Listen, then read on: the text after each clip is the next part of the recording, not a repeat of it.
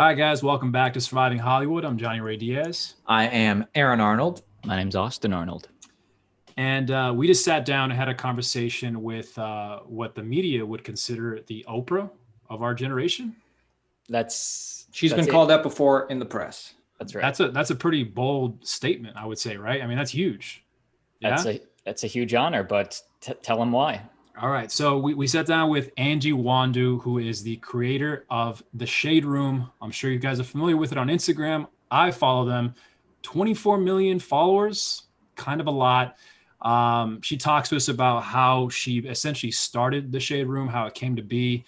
And now she's working on a new project with Issa Rae, and she kind of fills in the details. What do you guys think? I mean, my biggest question was, how do you go from 0 subscribers to 24 million subscribers? And she shared her journey. She gave tips on, how it was possible, or her strategy back then, and then what she would do today if she was starting again from 0. And I thought it was excellent perspective. Mm-hmm. I thought Angie had a great energy, just somebody you want to be around, somebody you want to work with. We started off the podcast.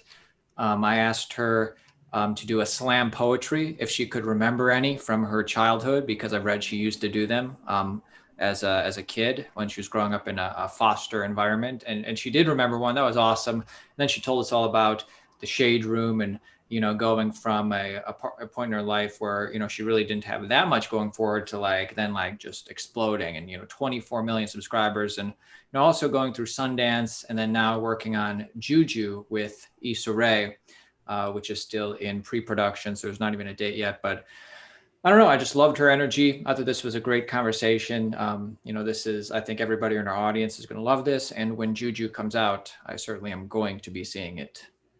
Definitely. Roll it, guys. Hollywood, Hollywood, Hollywood. Tell me what it's like to live in Hollywood. Hollywood, Hollywood, Hollywood. Tell me what it's like to live a life in Hollywood. I'ma survive. I'ma survive. I'ma survive. I'ma survive Hollywood.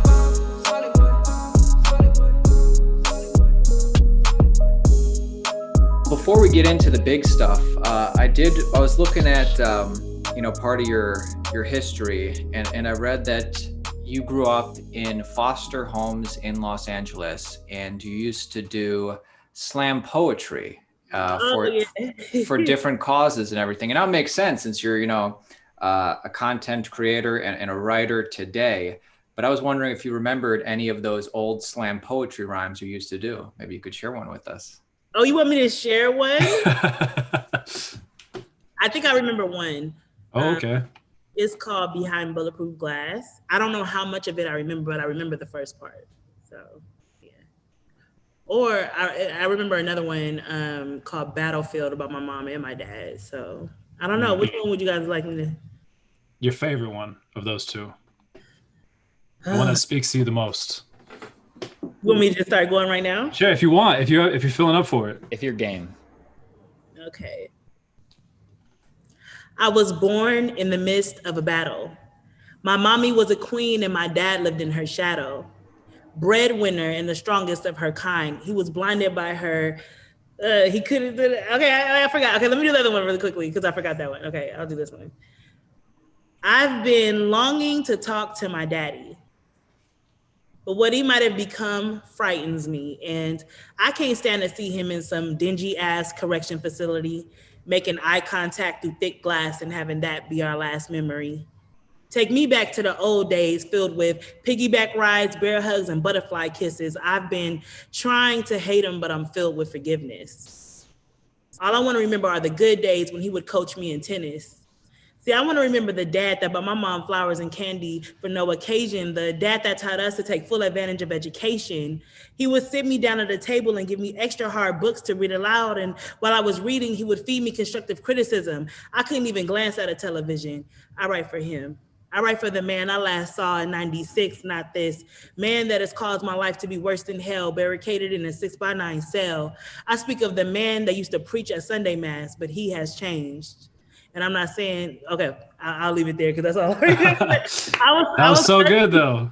Thank was you. awesome. I was 13 when I wrote that, but that was Oh, that's amazing. That's so cool that you still have that in you. You know what I mean? Like you remember that all. That's so good. Thank Listen, you. I haven't kids. written poetry in so long, so I'm sorry about that, but I just remember up to that part. Kids, if you're not writing poetry at a young age, I mean, it's too late for you, you know? No, I'm just kidding. Anyways, let's get into it. Johnny, go ahead. Yeah, well, obviously, you know, everyone knows you from the Shade Room, of course. I kind of wanted to touch on that too before we kind of get into the film you're working on too. But tell us a little bit about how the Shade Room actually came to be, because I know you kind of started this in your living room and now it's kind of blown into this massive, you know, sort of empire. But kind of tell us about how that idea started and how you kind of got going. Well, you know, the Shade Room was supposed to be my plan B. So my goal was always to become a writer. And I had written, well, I was at this dead end job and, you know, I was like so depressed working in accounting, and I decided to like take a leap of faith and say I wanted to become a writer. I was scared to become a writer because everybody had said writers don't make any money. And, you know, like I had to really, when I declared that, I decided I didn't care whether I made money or not. Writing was what I wanted to do, right? And so a week later, I met Jordana Spiro, who had written a script. Well, she was working on a script that she needed a co-writer for called Night Comes On. Long story short, I partnered with her on that script and went to Sundance. We sent it into Sundance. Sundance accepted it.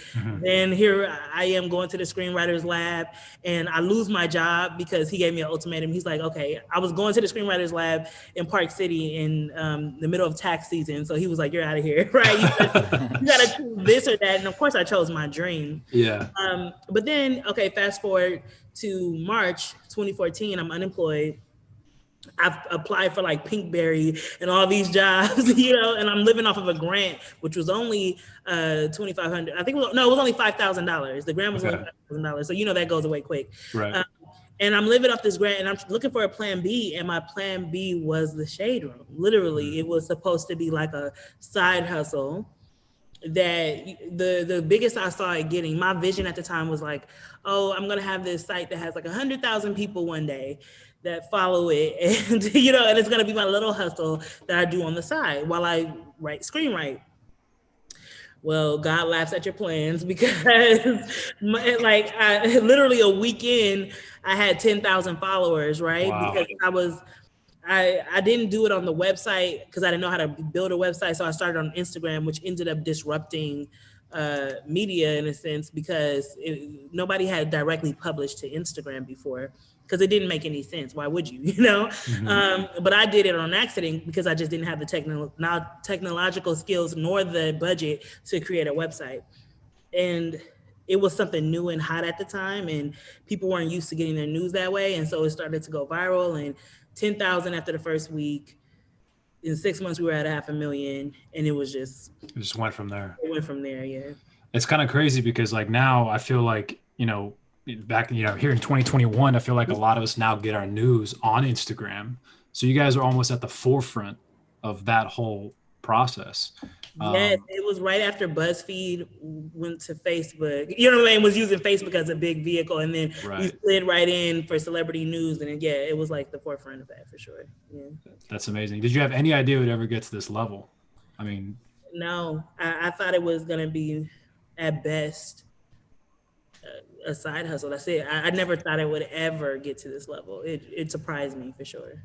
Yeah, that's amazing. There are probably like thousands of people on Instagram or social media trying to get big social media followings. A lot of people are doing okay, but not at your level. What do you think is like practical, doable tips that anybody can do to up their Instagram game?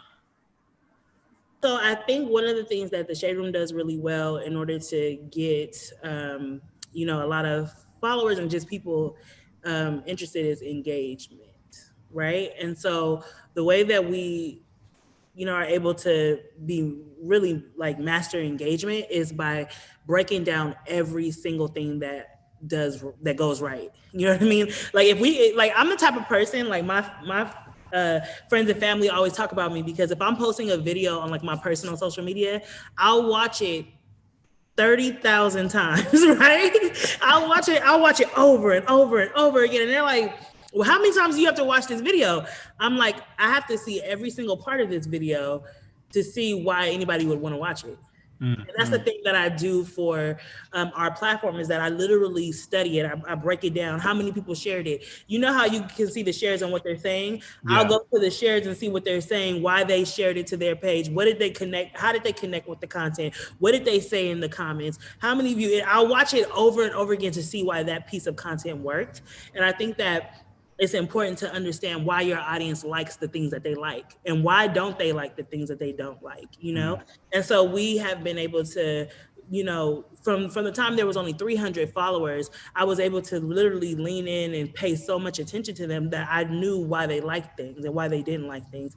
And I feel like that's the number one thing is to figure out when you have a post that does well, you have to break that down a million times until you can literally say word for like specifically why this video did well and why your audience likes it. I'll give you an example. We felt like we were getting stale, like the celebrity news world was getting stale. So I said, okay, well, let's try something different. Let's try TSR Shady Species, right? You know what I mean? I was like, what do you guys like? I like watching Animal Planet. Okay, whatever, right?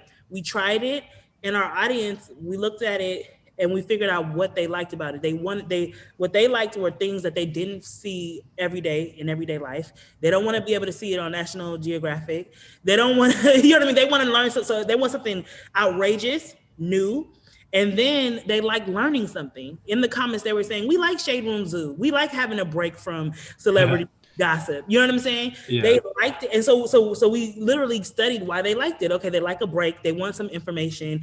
They want some information they can't get anywhere else that's not overly saturated. Okay, you know what I mean? Give them some more of that, right? And so it's really about understanding your audience, what they want to see from you, what they like, and what your strengths are. Yeah, and I was about to ask you that if you notice what specific type of content was getting more reaction compared to other stuff. Was it at the beginning, was it mostly the celebrity focused stuff or was it other things? You know what? People always are surprised when I say this. Celebrity news does not actually do the best on our page, right? So it was, then I'll tell you why. People don't really like to share the drama on their personal pages. They like, it's like a guilty pleasure, right? So don't tell anybody, right? Yeah, don't tell anybody. I'm like, you know what I mean? And then a lot, so some of them will engage on their fake pages or whatever, you know what I mean? Use the burner accounts. Yeah, use the burner account.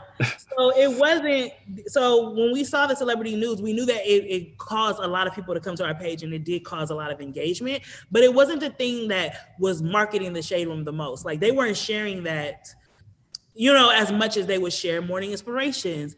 Our most commented post that we have on the Shade Room is morning inspirations. It got 180,000 comments. Just a morning inspiration. We noticed that they want to share that because they want to inspire the people that are following them. That's something that they can get behind in their personal brands, share it, post it. You know what I mean? Things like that. They like relationship stuff. You know what I mean? So we started bringing in TSR proposals and, TSR matrimonies. And these are the things that they would share. Then we noticed that we wanted to differentiate ourselves from a lot of the other sites. And so we said, well, let's get creative and start doing fantasy posts.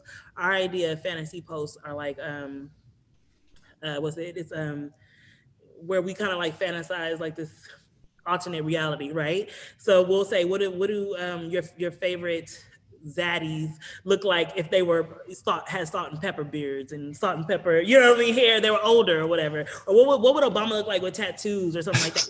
We noticed that they started to gravitate towards that. They loved it. It was different. That's fun. There was no way that I would know everything from the jump.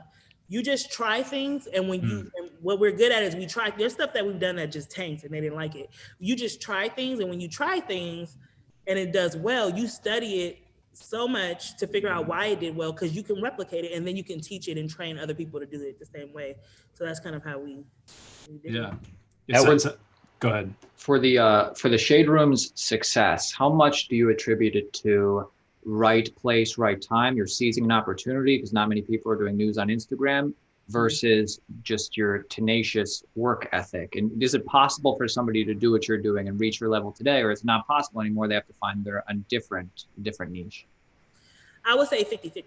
The reason why I would say 50-50 is because when you disrupt anything, you reap the most rewards, right? Sure. So when you're the first to like come into something and you're disrupting it and it's this new hot thing, nobody is going to reap the rewards like you do, right?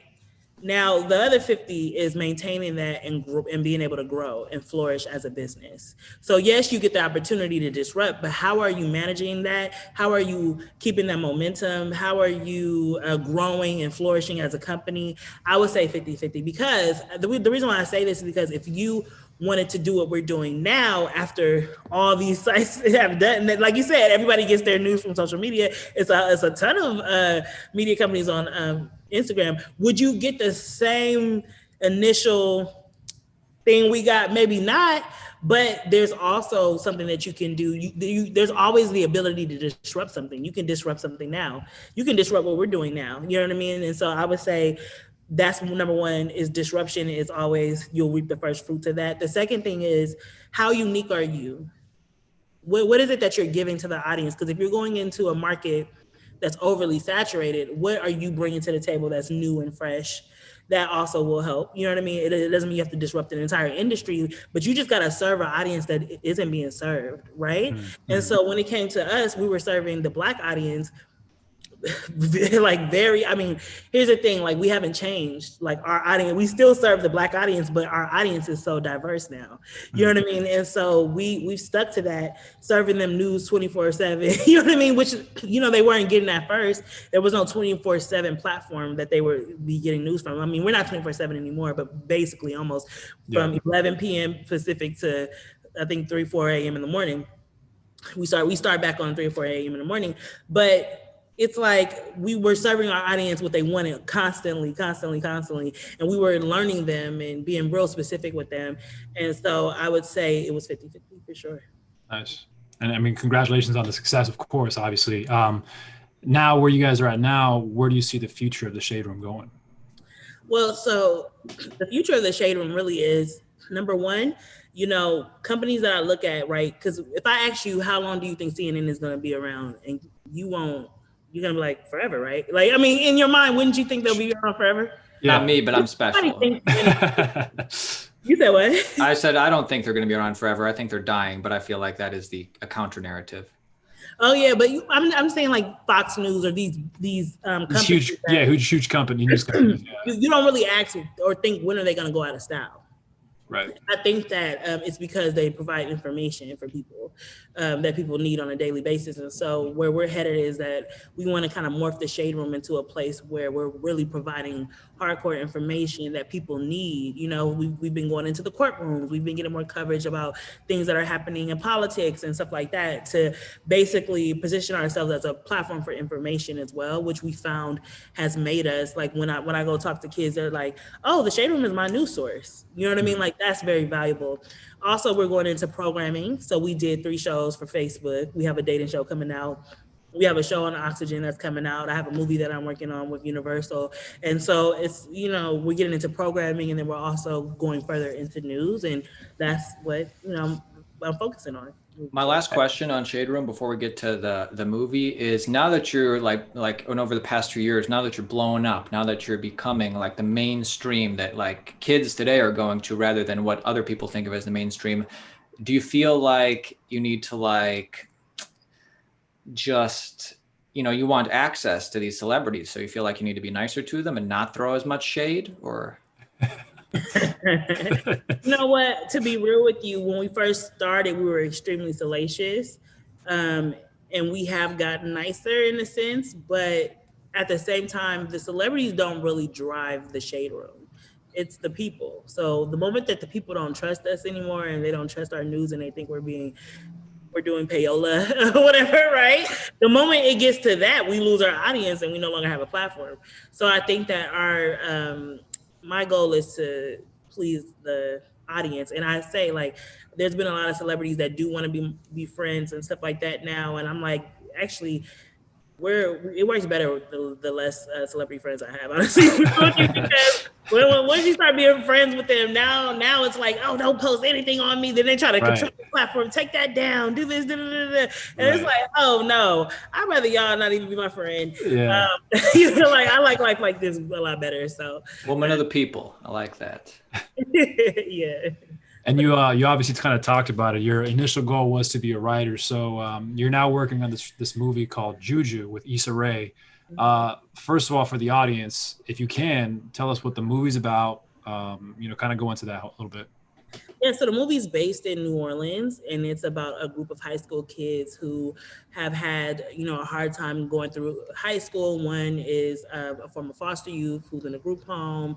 Another one is what people would call a hoe or whatever, who's kind of trying to escape that title or slut shaming. And then you have one that's a chunky girl, you know what I mean, who's always been kind of picked at and laughed at. And then a guy who is, he's a black male, but it doesn't fit your typical idea of masculine. You know what I mean? Like he's not what people would call masculine. And so he gets picked on, and they decide to come together to kind of change their last year of high school to something that is amazing. And they try to control their fate, in their last year of high school. And, whenever you try to control something, that's when things start going crazy. So that's kind of what it is. They try to control it with magic, black magic. Okay. You know what I mean? Where did the idea originate from, and how did it kind of get started? So, first of all, when I was younger, Hocus Pocus was one of my favorite movies, and great one. I like the craft. But I always wanted to see Black faces on the big screen, and I wanted to see us dance in fantasy. I feel like a lot of times you never get to see. We have like the slavery stories or like Black trauma stories, but very rarely do you get to see us be Sabrina the Teenage Witch or something like that, right? And then also for me, I was in foster care, like you guys said earlier, and I was not only in foster care, I was the hoe and I was the big girl. You know what I mean? Like all of these characters are literally who I was. And so my high school years were like horrible, right? And so I've always wanted, like when I was in high school, when I would watch Sabrina the Teenage Witch, I would always want to have like magic at my disposal so that I could like get back at the people that were, talking about me or, change my situation or get out of, the things I would do to my foster parents back then, with magic, but I didn't have that opportunity. So now that I get to write about it, I'm like, oh yeah, this is fun. And so that's kind of where it came from, the idea. Now, I've worked with Issa Rae on this upcoming season of Insecure. She's super nice, great to work with, but how did she get involved? But still a great get. Obviously, everybody would love to work with her. How'd you get her with your project? How'd that come about? Well, I got her through a mutual friend. So, first of all, Issa Rae has always been very supportive of me. When the Shade Room first started, before it was anything really, she offered me a free office in Inglewood, California. Oh, wow. Because she just saw me and she was like, I really want to like empower you. There was nothing that she wanted back from me. Nothing. About what year was this?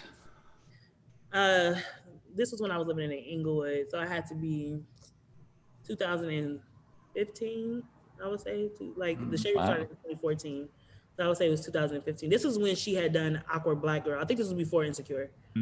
I don't remember. I think it was before Insecure. Yeah, it was. It was because I remember my sister said she knew her. My sister loved her, and I was like, "Oh yeah, my sister loved you. She saw you on Awkward Black Girl," and we were at a restaurant, and she just offered me that, and I was like, "Oh wow!" And she's always been supportive ever since then. But what happened was I was at dinner with Lala Anthony, who was a friend of mine, and we were just at dinner. And I said we should do like a YA genre movie about magic and Black kids from New Orleans, and like she loved it, and so she set up a meeting with Issa, and Issa heard it and got on board. It was just that simple. And then but the thing was, I am a new writer, so I hope we get to talk about that, because the first script that I wrote was that went to Sundance with Jordana. And that was the first time that I got to write a script, and it was a co-written script. So I would write my horrible scenes and like the most horrible structure, you know what I mean? And I would send it to Jordana, who has a master's from Columbia in screenwriting, and she would fix it up for me. And I didn't realize how much she did for me until it was time for me to write my own script solo. because what happened was that I had that opportunity, and then HBO reached out to me. Well, I don't know if I should have said the network. Okay, scratch that. A big network reached out to me, and they wanted me to write with what's his name? He's the one who he wrote with The Wire. I forgot. How did I forget his name? He wrote The Wire. Oh, big. Yeah, that guy's a big. I love The Wire. I love The Wire. The great show. Ed Burns. I don't know. I forget. Okay. No, He's a very like recognized guy for his writing. He's recognized. No, that's why I said I'm mad that I'm messing up his name. Anyway, but they wanted to hire me to do that project, right? And they fired me, long story short. You know what I mean? And then like, I wasn't really, I mean, it was like a show about drugs, and honestly, you know, it just, I don't know, I wasn't good at it. So they fired me, and then all of a sudden I got this opportunity. And so me being able to, me going from indie as a co-writer to studio as a solo writer is like taking somebody who played in a basketball backyard boogie game and then telling them to go to the NBA. It's the craziest thing ever. It's a huge jump. Yeah. It's actually crazy, you know? So yeah, I'm dealing with that transition, man. That's an amazing opportunity. So for those new writers, I just want to make sure, because we have a lot of young filmmakers, young writers watching our podcast. Like, what would that be the advice you give them, or like, I don't want to brush past the new writer thing without some insight that you said structure? I'm saying, like, is structure one of the most important things a key writer can make sure they have on lock, or what would you say? Okay, yeah. Because let me tell you, because I wrote my first draft, right, for Universal. They didn't get it yet, but I sent it through my producers, and one of the notes that I got was that, hey, all your characters curse the same, right? And I was like, you know what, that's true. If every character says the same curse words the same way, you know what I mean? Like, because I mean, you're a writer, so you're writing, you want to make sure your voice is not going into all of the characters, and that's what was happening. And so I said, you know what, I'm on a time crunch, because obviously, you know, you're on a deadline, and I'm like, you know, how do I learn dialogue from the ground up again? You know what I mean? Because I have to make all of these characters who are all based in New Orleans. They're all Black. They're all in high school. You know what I'm saying? All of them have to be distinctly different. And so I was freaking out. But then I picked up this book. Let me tell you what it's called, because it's actually helped me a lot. Yeah. I was going to ask you if you had someone that was kind of mentoring you to kind of show you that a little bit. Oh, no. Listen, just threw you into the fire. I was thrown into the fire, and I asked for a mentor. I said, please, I need a mentor. And they were like, listen, just go figure it out. All right. They trust you. I was like, listen, it's called the Story Structure Secret, Actions and Goals by Marshall Dotson. Okay. You guys heard of that? I haven't heard of that. Have you guys heard of it? I'm not. No. That book is genius. And I'm going to say why, right? Because it breaks down the acts, you know, like you have a typical act structure breakdown and everything like that, and it's this and that. That wasn't helping me. This one broke the story down into 6 parts, right? And it starts with like the imperfect situation, and then like it's, you know how you have one goal, the character has a goal across the whole film. This one breaks and changes the goal twice in each act, right? So it's like it's constantly changing the goal, and each goal is named something different. And what I learned was that a character's goals actually, and the structure of a story, will inform dialogue.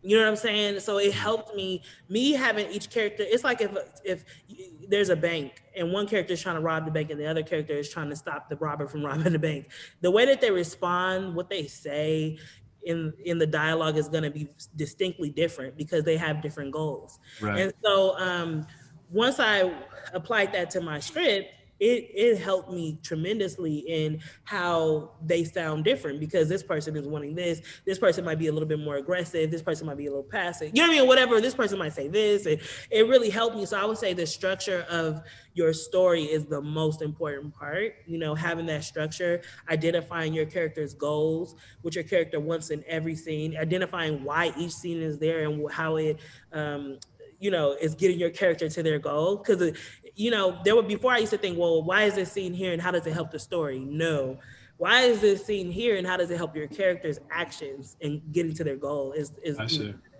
And so for me, I signed up for UCLA classes, UCLA extension, which honestly, that wasn't the most, I mean, I know a lot of people probably use that and it's helpful. It wasn't the most helpful to me. The most helpful to me was like getting books from some of my favorite people, or, going online and researching things and really breaking it down. That really helped me more. So. Yeah. There's the shade. UCLA, not that helpful. No. Okay, maybe it just wasn't helpful because I've never been good at school. Like I graduated with a 2.8 from college. So school is not going to be my type of thing, Yeah, it's just not your thing. So where are you guys at in terms of like production at this point? Are you still writing the script, or is it finished, or? No, I'm still writing the script. So okay, I'm on my second draft, and now like I said, some of the notes I got was that I wrote like a director instead of a screenwriter. So I had to feel that my dialogue was kind of merging together and sounding the same. And also, here's another one that was hard for me is when you're an indie writer and when you come from the Sundance boot camp, you know what I mean? Because Night Comes On was not only in the screenwriters lab, it was in the producers lab and the directors lab. You know what I mean? Like it was really Sundanced out. And so when you go to Sundance, they don't tell you how to write studio. Like that's not their thing. You know what I mean? It's more like character driven, type of, stuff, like really diving deep into the character. But when you think about studio, you want those big set pieces and those huge moments for the trailers and stuff like that. But I can't write anything that's not character driven. That's just not who I am. So it's gonna have to be a merge of that. Right. But that was one of the things they said. They're like, you're writing like it's a fair. We need you to make it a carnival. And I'm like, they're like, we could always scale down a carnival, Right. Yeah. Well, that's interesting. That's interesting that's how it is, because I feel like the most important thing would be the characters more than anything else. So like, I feel like the script should be very character driven, like you're talking about, because I feel like that's why we tune into movies. That's what we care about, the characters, No, well, yeah, that's true. I think, to better explain what they meant was, I write indie, so I write. The budget is $2-3 million. You know what I mean? And like those quiet moments. I mean, if you watched my first film, Night Comes On, it's really quiet. It's a very quiet, like artistic type of film, right? And so that's not. They want you, if they have a $18 million budget, they want you to make them spend it. But where they gonna spend the money at? Like they need some big moments. They need explosions and cars flying and like. Yeah. They need set pieces. They need people to want to go watch this in the movie theater. And so that was the hardest part of this whole thing, I would say. Okay, that's really cool.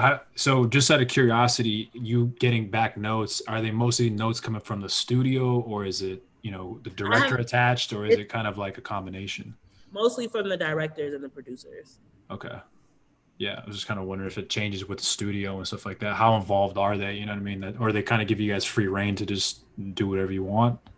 Well, we're in the beginning stages, so I definitely believe once we get to that point, they're going to have more like involvement. But right now, we're like amongst ourselves saying, how do we turn in the best version of this script to them? You know what I mean? So that they have as little, But everybody, all of my producers, Denise Davis, and people like that, they've done studio films before, so they know exactly what notes to give. Nice. That's really cool.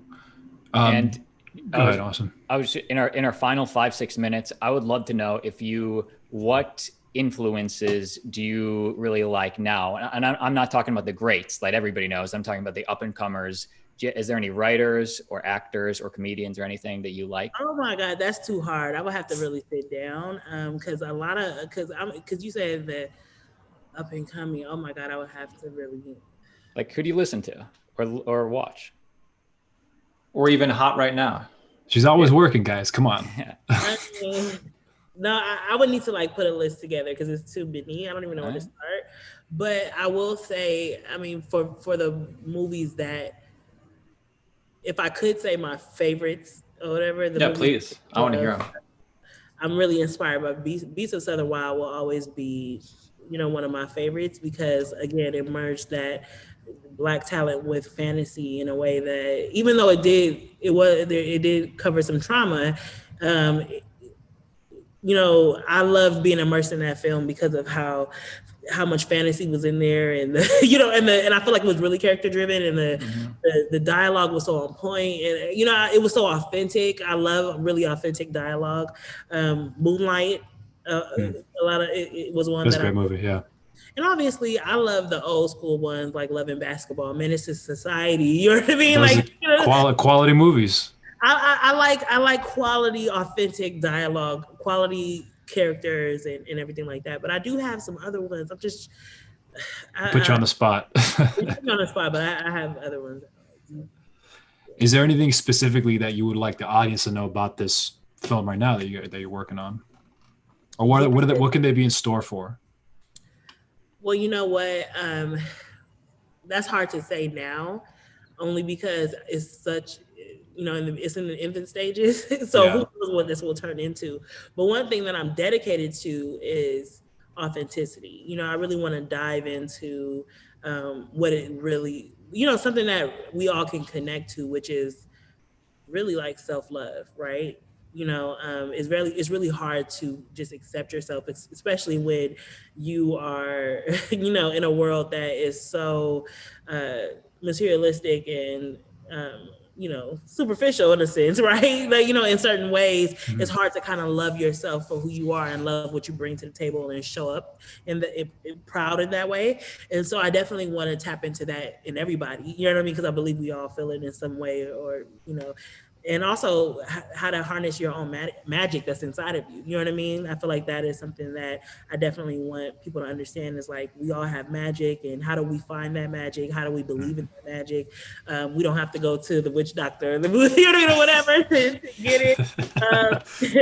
And it's going to be biggity black. I mean, the whole, the producers and the director are all Black women, and I feel like I'm proud of that, because that's not always the case. And so women first of all, and then Black as well, and then it being based in New Orleans, it's just like I feel like it's gonna bring so much to the table, so I'm excited about it. I really like Beasts of the Southern Wild as well. Do you think your movie, since it is set in New Orleans and it's about like juju magic and stuff, it's gonna be like just as like gritty like Beasts was? Listen, that's what I'm fighting for. I'm like, you're not gonna let me. I don't care what studio this is at. Please let me keep my gritty. I love gritty. I love it. You know what I mean? And so it's my favorite too. Yeah. I want it to be gritty and magical, like Beasts of Southern Wild. That's. Yeah, and I know this is, like you said, is still in the infant stages, but. Can we kind of like anticipate that this is going to be something you're going to continue doing, writing on other projects, more TV shows? It was my original dream. And I have another series that I think is going to be interesting that I'm pitching now. But I'm definitely going to continue to do more like this. I think that for me, the hardest part is trying to figure out, because, a lot of times when we write, we're like, okay, Quentin Tarantino is Quentin Tarantino. Like, these people, Aaron Sorkin is Aaron Sorkin. Like these people have brands and styles and tastes. And I was talking to my sister the other day, and I was like, I don't know my style. Like, what is my style? And she's like, you just got to keep doing it to figure it out. Like, how is anybody going to know what their style is unless they keep writing? For sure. You know what I'm saying? And so that's what I'm going to do. I'm going to keep writing and figure out who is Angelica Nwandu as a writer. What is my style? What do I bring to the table? What is my voice? I'm in a vulnerable state right now, so I'm just trying to figure it out. Yeah. I think that is a great ender to a great conversation. Absolutely. Would you let the audience know where they can find you, where they can keep up with you?